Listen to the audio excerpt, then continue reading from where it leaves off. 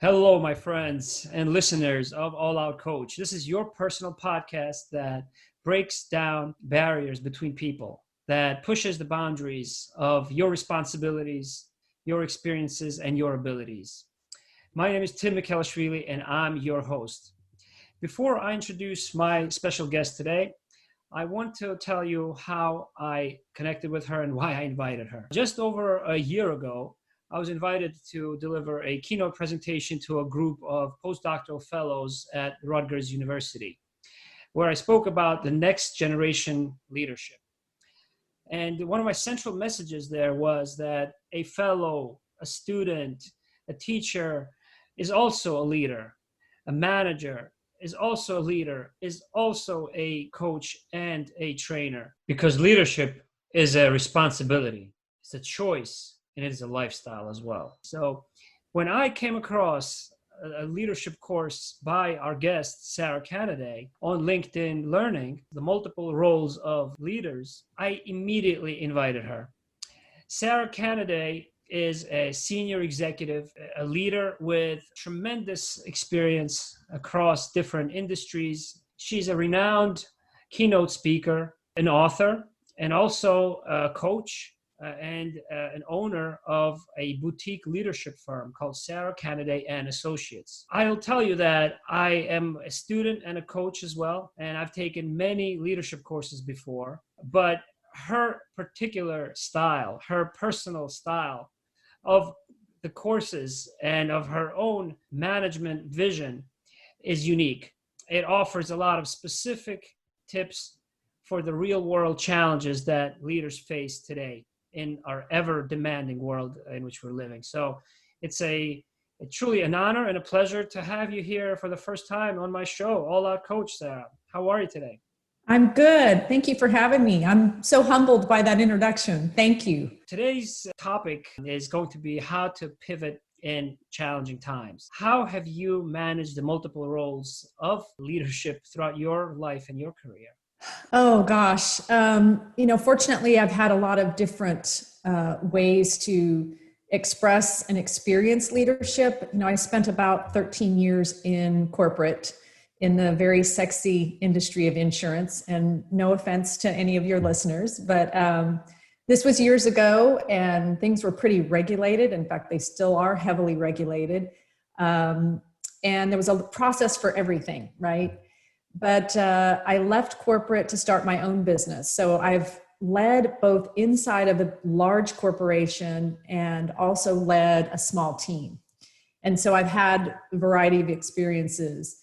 And that in and of itself has forced me to pivot, right? The way you lead a team of 12 in a corporation that is either, 1,500, 3,000 big, or whether you lead a small team for my own boutique firm, the needs are different. Not to mention, I think, whether it's inside or outside an organization, the climate's completely different, right? I reflect back to how I was as a leader, and I would say that my roles were very narrow, right?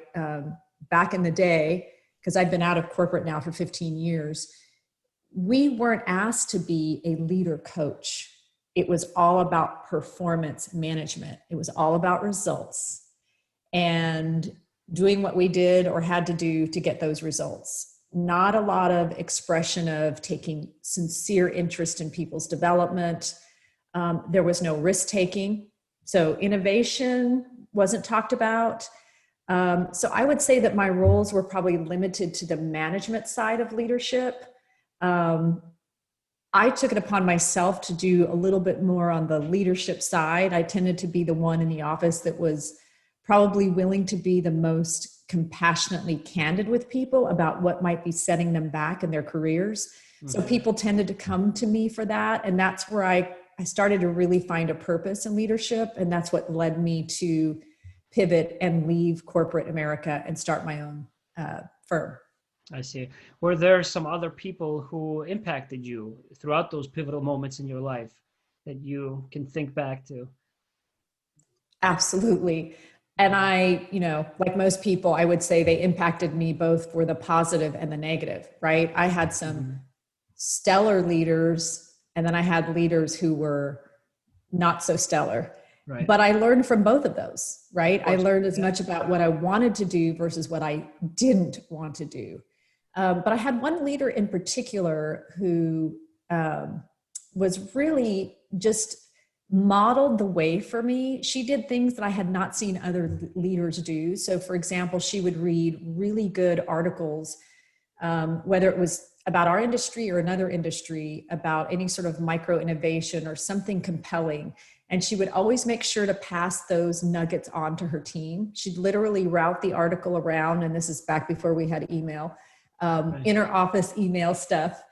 And I also know that once a week, she purposely met with somebody outside of our organization who was either in or out of the industry just to network.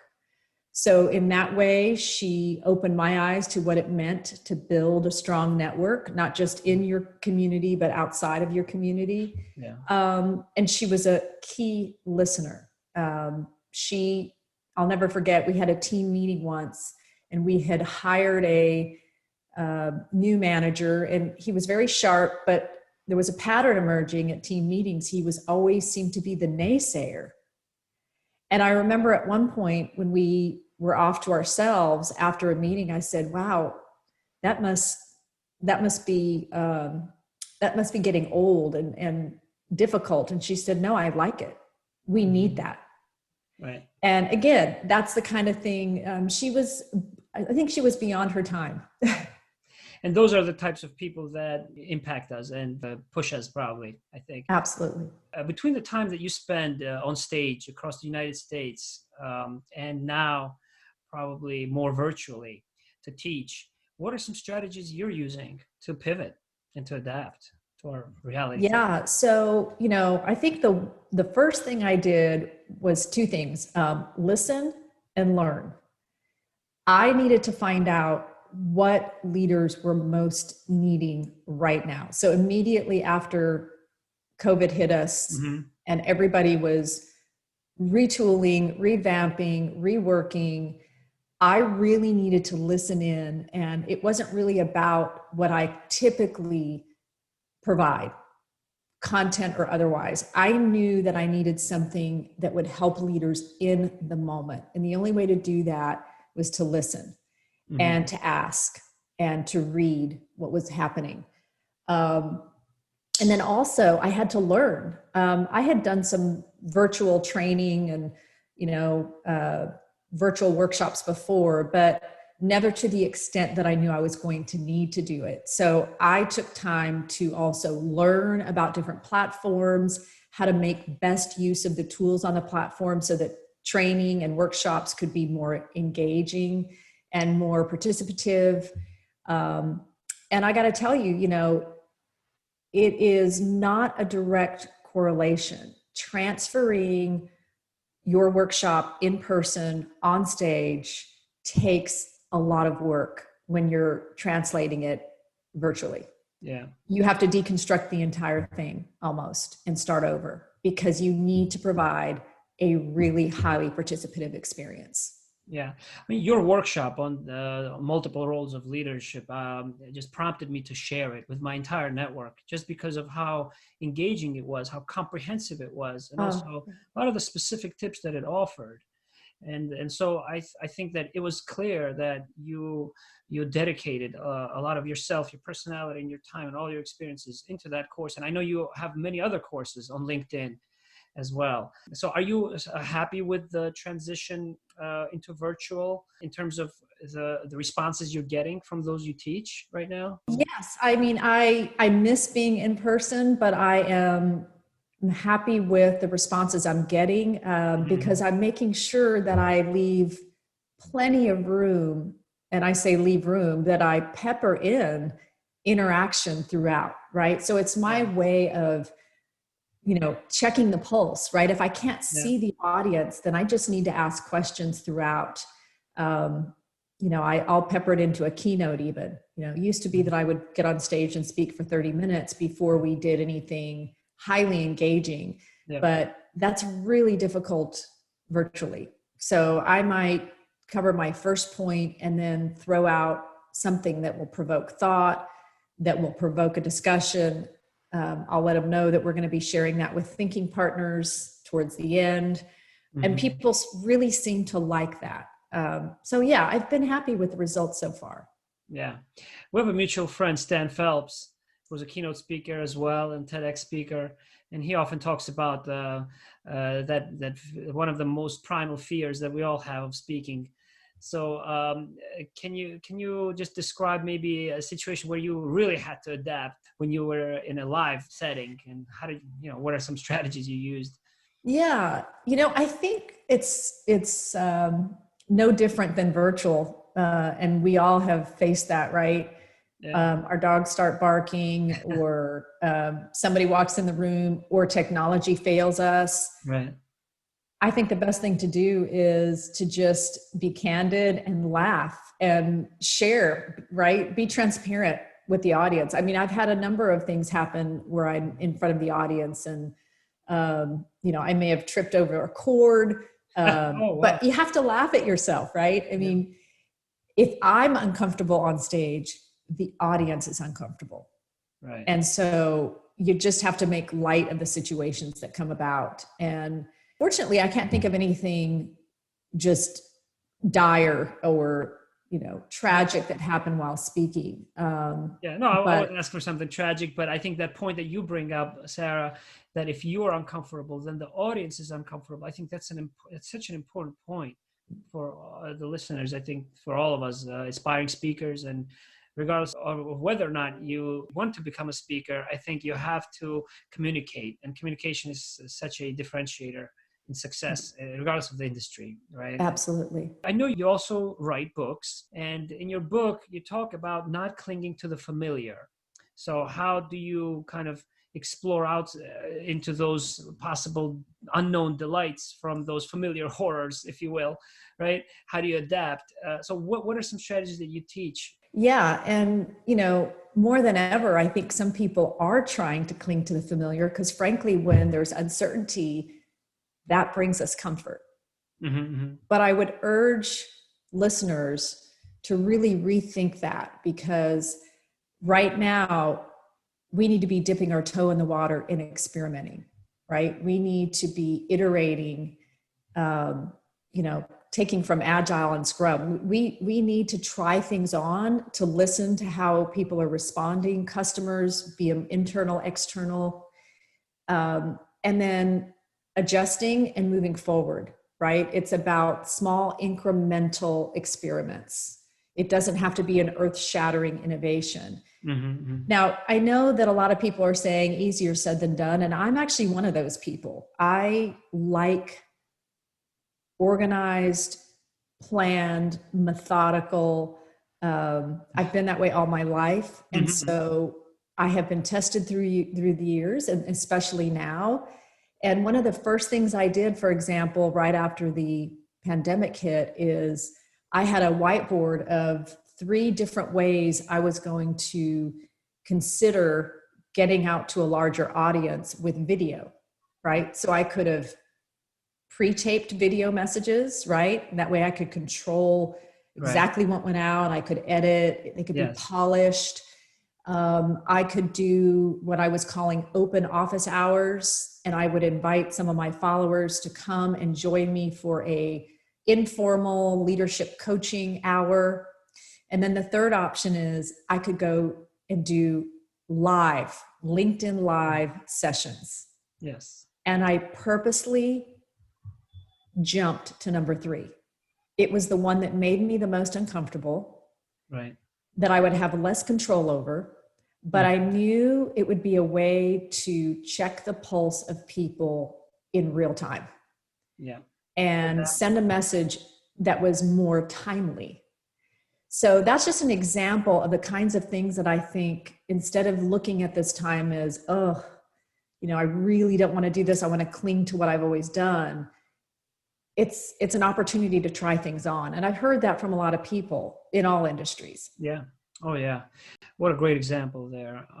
I know that we talk about Steve Jobs as a very charismatic speaker, but he wasn't a natural born speaker. It turns out he used to practice quite a lot, right? As we all know. Yes. And I did something very similar as well recently, because I know that, for example, personally, I have to prepare, before a presentation, for example. But I wanted to stretch myself. I wanted to connect with the audience, create a community.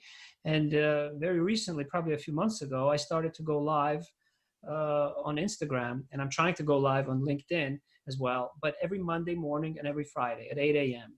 to energize and to inspire people. And I talk about a lot of business topics. I review business books from MentorBox and others. I'm going to review a lot of points from your courses as well. It's on my plan, Sarah. Excellent. So yeah, I really find that your example so timely.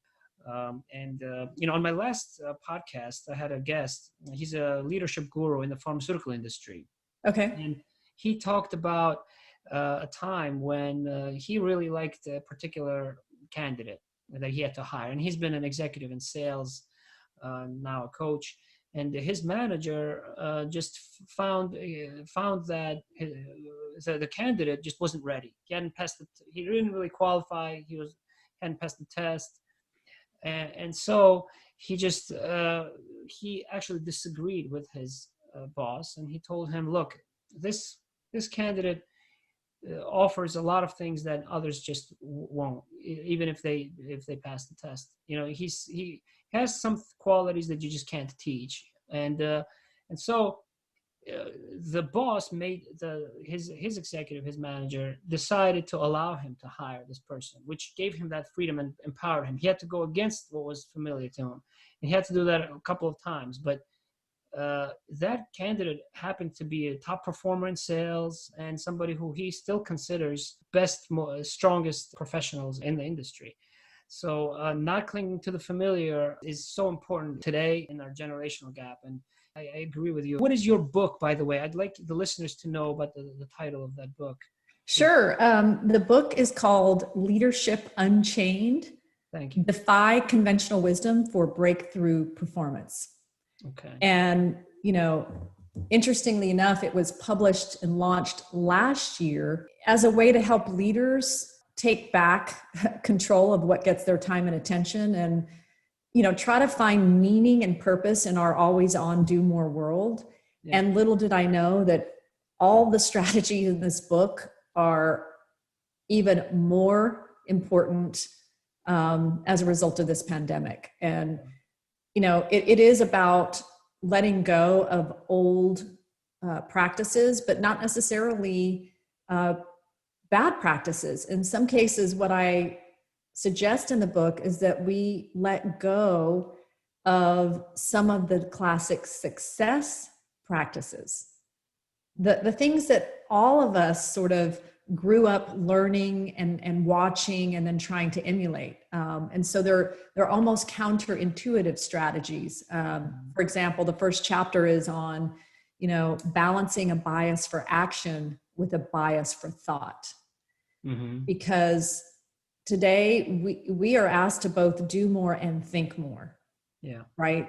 And we've always been told, at least I have been, that a bias for action is just the moniker of a good leader. And while that is mostly true, we have so much coming at us right now, data, meetings, white papers, and just firefighting, that we have got to force ourselves to take a strategic pause once a week. Now, I would say more than that, because we're working with no barriers. Right. And we really need to look at everything we've consumed. I call it also a mental time in. Mm-hmm. We're actually doing a lot during this break because we're looking at everything that we've consumed, read, heard, and we're making meaning from it. We're separating the signal from the noise. We are making connections that we may not have made in the moment. Yeah. And then more importantly, we're prioritizing and possibly taking action on things that otherwise would not have seen the light of day. I mean, think about it. How many times do we go to a meeting and either something that was said or something that you've put together sparks a brilliant idea. You write it down, you circle it, you put a star next to it, you walk out of the door, you go back to fighting fires. The idea never saw the light of day. Right. Right. So that's just one example of some of the counterintuitive strategies I talk about in the book. I see. Yeah. I struggle with that actually very often, by the way. So why do some people adapt and others just cannot pivot for some reason based on your experiences and people that you observe? Yeah. Gosh, there seems to be such a spectrum. There's some people who thrive in uncertainty. They like the constant churn. It keeps them up. It keeps them on their toes. They like the, newness of things. And then there's others who, they want things done the way they've always been done. And then there's those in the middle. And I think the reason that some people thrive is as a mindset. Instead of pivoting as something that is happening to you, I have to pivot. I'm being forced to change. I think those that have the mindset of, okay, how can I use this time to evolve? Whether that's learn a new skill, upskill, take on a new project that nobody else wants, make suggestions for new services. I think a lot of it is, the willingness to get out of our comfort zones and dip our toe in the water. And like I said, I know it's easier said than done. I am probably more in the middle right, but I still push myself. It's not something I run towards, but I know that I will learn more and I will grow more if I do that. I see. Would you say that a personal character may be predisposed to that, or is it failures as well, or other people who actually put you in difficult situations and push you to challenges that really lead to you stretching yourself and breaking those boundaries? Well, I mean, Probably I'm glad you brought that up because people need to know that. I think it's all of the above. All of the above, right? But if people don't put you in those situations, I think it's incumbent upon you, if you want to grow, to put yourself in those situations. Yeah, great. Now, on the other side of the spectrum, Sarah, I'd like to ask you, what are some qualities or reasons in which you need to stand firm, particularly the next generations, throughout this time of change? Because I know you talk about that in the book as well. Yeah. And so, in the book, I end the book by saying, I've given a lot to some what might be counterintuitive strategies, right? To zig while everybody else is zagging. But then I end the chapter in saying, okay, here are the success principles of a leader that will never change. They will stand the test of time, and that they should stay firm in. And, there are plenty of them, but I chose to pick out, 4 or 5. And there are things like right now is your presence as a leader is critical. And what I mean by that is being fully present with whoever you're with at the time, whatever you're doing at the time. So staying completely focused on your work. Because right now in this day and age, distraction is overboard. We have so many things to distract us. So it's about not only focusing, but if you can also be present with people, I think you will, again, learn more, as we talked about before, and they will be richer for your presence, right? It's a gift that you can give others. And frankly, it's a gift you can give yourself. And I mentioned things like, integrity. Integrity as a leader, doing the right thing, even though it may not be popular. Right.